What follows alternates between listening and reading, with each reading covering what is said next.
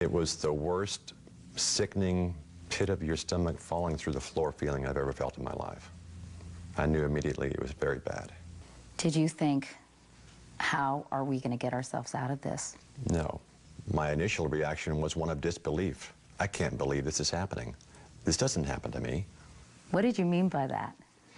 I meant that I had this expectation that my career would be one in which I didn't crash an airplane. It was a normal climb out in every regard. And about 90 seconds after takeoff, I noticed there were birds filling the entire windscreen, from top to bottom, left to right, large birds, too close to avoid. When did you realize these birds had hit the plane? Oh, you could hear them as soon as they did, loud thumps. It felt like the airplane being pelted by heavy rain or hail. It sounded like the worst thunderstorm I'd ever heard growing up in Texas. It was shocking. When did you realize that these birds had seriously damaged the aircraft? When I felt, heard, and smelled the evidence of them going into the engines.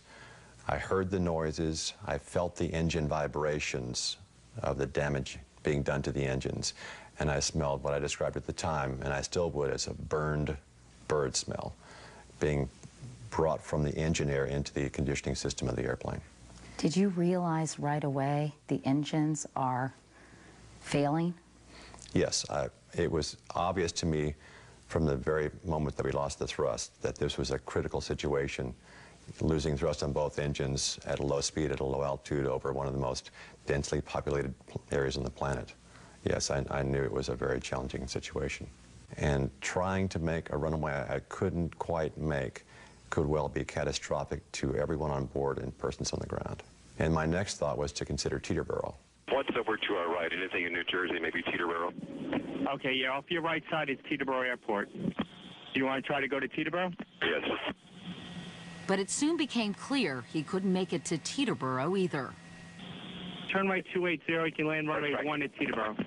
We can't do it. The only viable alternative, the only level, smooth place sufficiently large to land an airliner was the river. Was it in your sight? It was right to my left. You contacted air traffic control again, didn't you? Yes. I said we're going in the Hudson. Did you see those people standing on that wing? Yes. It's an amazing sight. I'll never forget it. Sullenberger had landed the plane right between two ferry terminals. Within minutes, the first rescue boat pulled up alongside it, with others close behind. It was amazing. It was crucial. It was life-saving, literally.